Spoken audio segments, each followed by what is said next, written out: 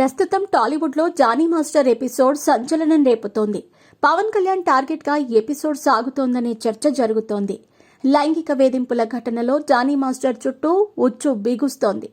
Johnny master వ్యవహారం రేపిన సెగ జనసేనకు తాకటంతో Pawan Kalyan alert అయ్యారు. దాంతో జానీ మాస్టర్ను జనసేన నుంచి పవన్ దూరం పెట్టడమే కాదు, అతన్ని పార్టీ నుంచి కూడా సస్పెండ్ చేశారు.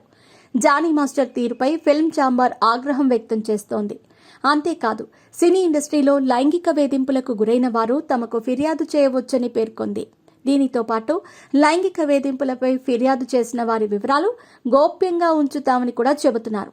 మొత్తంగా జానీ మాస్టర్ తనపై ఎన్నో ఏళ్లుగా అత్యాచారం చేసినా ఎప్పుడూ సదరు లేడీ కొరియోగ్రాఫర్ ఎందుకు కిమ్మనలేదు, ఇప్పుడే ఫిర్యాదు చేయడానికి గల కారణాలేంటి, ఎవరైనా ఆమెపై ఒత్తిడి తెచ్చారా అనే విషయాలు కూడా హాట్ టాపిక్గా మారాయి. మొత్తంగా జానీ మాస్టర్ వ్యవహారంతో లైంగిక వేధింపుల వ్యవహారం మరోసారి తెరపైకి వచ్చింది. లైంగిక వేధింపులనేవి ఇప్పుడు మలయాళ సినీ ఇండస్ట్రీని కూడా ఓ కుదుపుతోంది. మొత్తంగా ఇందుగలడు అందులేడనే సందేహం వలదన్నట్టు అన్ని ఇండస్ట్రీల్లోనూ ఈ లైంగిక వేధింపులు ఉన్నాయనేది జాతీయ క్రైమ్ బ్యూరో చెబుతోంది. గ్లామర్ ఇండస్ట్రీ కాబట్టి సినీ ఇండస్ట్రీలో చీమ చిటుక్కుమన్నా అందరి దృష్టి దానిపైనే ఉంటుంది. ఓ వైపు ఈ ఎపిసోడ్ రసకందాయంలో ఉండగానే పాత ఫిర్యాదుతో త్రివిక్రమ్ను పూనం కౌర్ టార్గెట్ చేయటం రాజకీయ వర్గాల్లో కాకరేపుతోంది. ఒక రకంగా త్రివిక్రమ్ పేరుతో ఇండైరెక్ట్గా పవన్ కళ్యాణ్ను పూనం కౌర్ టార్గెట్ చేసిందనే కామెంట్స్ కూడా వినబడుతున్నాయి. ఈమె వెనుక వైసీపీ నేతలు ఉన్నారనే టాక్ వినిపిస్తోంది.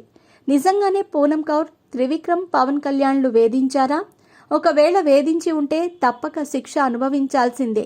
అయితే ఈమెకు ఛాన్సులు ఇస్తానని చెప్పి తనకు ఏ విధంగా కూడా సినిమాల్లో ప్రమోట్ చేయలేదనేది పూనం కౌర్ వర్గాలు చెబుతున్నమాట. సినీ ఇండస్ట్రీలో టాలెంట్ ఉంటేనే ఛాన్స్లు వస్తాయి.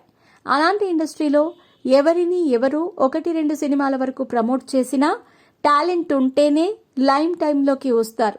ఆ తర్వాత సొంతంగానే ఎదగాలి. మరి పూనం కౌర్ త్రివిక్రమ్పై చేసిన ఈ కామెంట్స్ వ్యవహారం ఎంతవరకు వెళుతుందో చూడాలి.